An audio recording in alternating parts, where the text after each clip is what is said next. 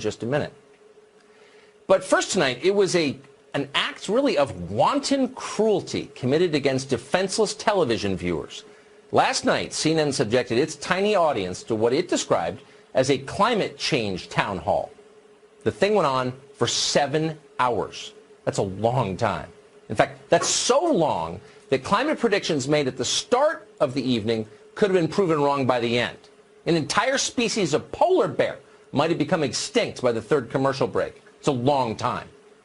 And yet, in the name of science, a few hardy souls attempted to watch the entire thing. Now, we can't say with certainty what happened to them, though, of course, they're in our prayers. But at least one of them lapsed into total unconsciousness. Watch this. Say enough of having the oil industry, the fossil fuel industry, write all our laws in this area. No more. No more. He was the lucky one. If he was sleeping deeply enough, he might have missed CNN asking Julian Castro what his administration would do to fight, quote, environmental racism. We're not making that up. But that's just the tip of the rapidly melting iceberg. Though it was billed as a show about the environment, in fact, last night was really an exercise in sweaty moral posturing. At times, the evening became so strident that even the candidates on stage couldn't keep up with it all. Cory Booker, for example, he tried to reassure viewers that Democrats don't really want to take people's meat away. Apparently, he'd forgotten that Kamala Harris had just called for that. I hear about it all the time. Booker wants to take away your hamburger. That is the kind of lies and fear-mongering that they spread out there, that somehow the Democrats want to get rid of hamburgers. But would you support changing the dietary guidelines? Yes. You know, the food pyramid. What people yes. Yes. To reduce red meat specifically. Yes, I would. So Kamala Harris has been thinking a lot about what you eat, and she thinks you eat too much red meat. And she plans to do something about it once she's elected God. That and a number of other things. In fact, there are quite a few things in America that Kamala Harris plans to ban immediately. Will you commit to implementing a federal ban on fracking your first day in office, adding the United States to the list of countries who have banned this devastating practice? There's no question I'm in favor of banning fracking. So, yes. So would you ban offshore drilling? Yes. And I've, again, worked on that. Plastic straws are a big thing right now. Yeah. Do you ban plastic straws? I think we should. Yes. Banning drinking straws. I mean, it's just mindless and annoying. If you actually cared about plastic pollution, and you should care about plastic pollution because it's horrifying, you would punish China for dumping plastics into the ocean. But of course, no one on the left wants to do that because they're busy sucking up to China. But banning fracking? Now, that's just demented. Our energy sector is the single most successful part of the entire American economy. It's one of the only things propping up our trade balance right now. It's been a savior of last resort for rural areas devastated by globalization. Kamala Harris doesn't care about any of that. She probably doesn't even know. When you're a soulless demagogue bent on acquiring power at all cost, details are not relevant. All you see is yourself at the finish line, arms in the air. Ambition is a powerful drug. And yet, if we're being honest about it, Harris was not even close to the least appealing candidate on the stage last night.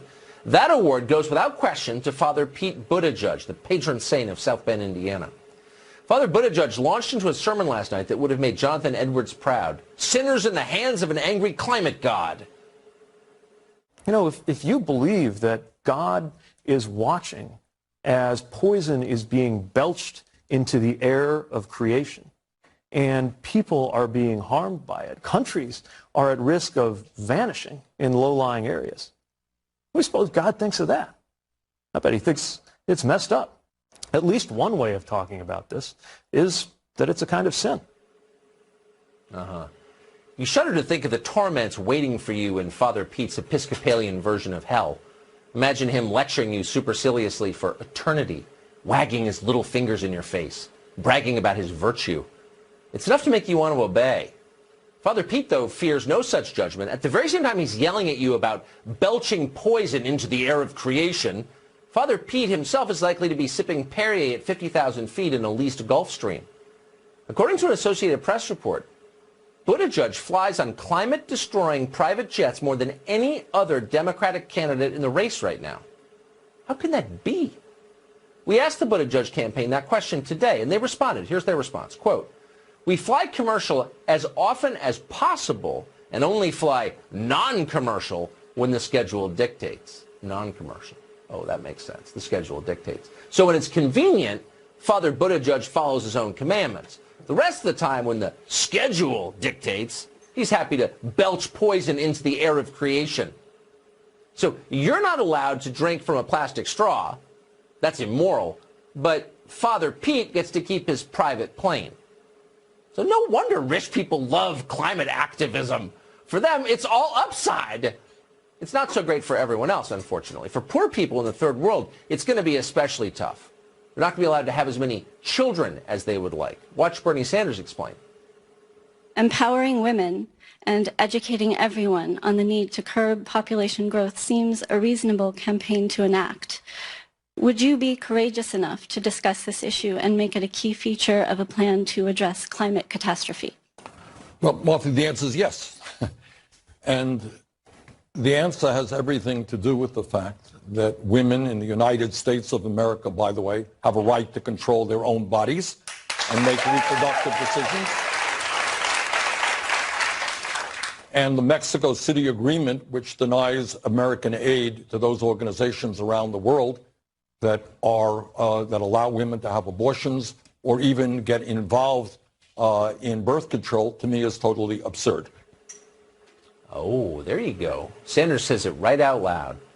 The Africans are having too many babies. We're going to have to make sure those Africans have more abortions. We're going to pay for African abortions.